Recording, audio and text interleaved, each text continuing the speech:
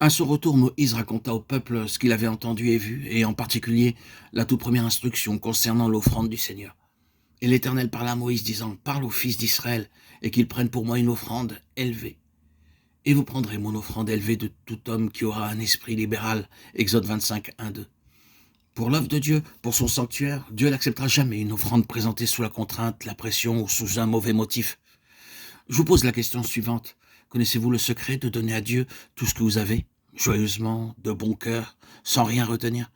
Savez-vous comment donner à Dieu le meilleur de vous-même? Il y a quelque temps de cela, un homme vint me voir et me dit, « Pouvez-vous aider mon fils? J'ai essayé de l'éduquer, mais il a failli depuis de nombreuses années.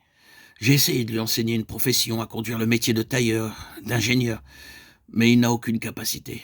Faites-le devenir prédicateur. » C'est ce que pensent les gens. Si leur fils ou leur fille sont très intelligents, ils prieront ainsi, « Oh Dieu, nous voulons que notre garçon soit docteur, homme de loi. » Mais quand le garçon n'est pas bon, ils diront, « Seigneur, je te le donne pour ton service. » Puisqu'il a manqué son examen à l'université, qu'il travaille alors pour toi. Vous désirez des filles et des garçons intelligents, qu'ils fassent des progrès dans ce monde. Mais de ceux qui ne sont pas doués, vous dites, « Oh, qu'ils deviennent des prédicateurs. » Si c'est ainsi que vous raisonnez, vous n'avez encore jamais appris la joie de donner à Dieu la meilleure part. Pouvez-vous me citer une plus grande joie que celle de servir Dieu? Ceux qui savent comment servir Dieu sont les hommes les plus hautement honorés. Servir Dieu est en fait le grand honneur que nous puissions recevoir. Ce que nous donnons à Dieu n'est jamais gaspillé, que ce soit de l'argent, du temps, de l'énergie ou des enfants. Qui plus est, tout est multiplié au-delà de ce que nous avons donné. Combien sommes-nous avares lorsque nous venons de donner à Dieu?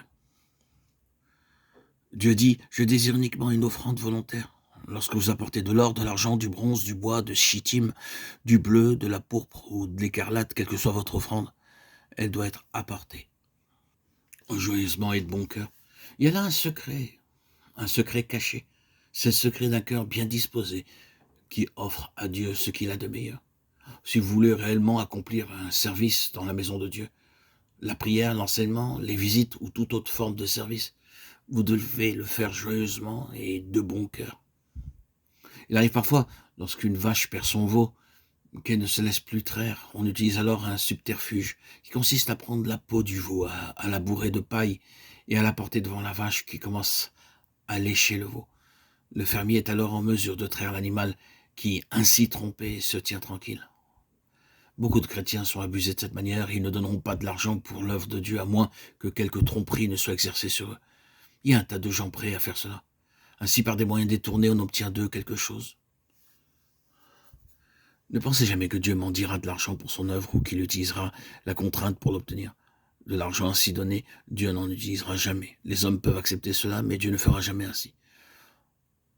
Ce sont des procédés qu'il a en horreur. Ce que Dieu veut, c'est une offrande volontaire, joyeuse.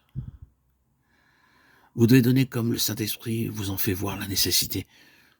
Ceux qui font autrement ne peuvent pas apprendre la véritable signification de la maison de Dieu.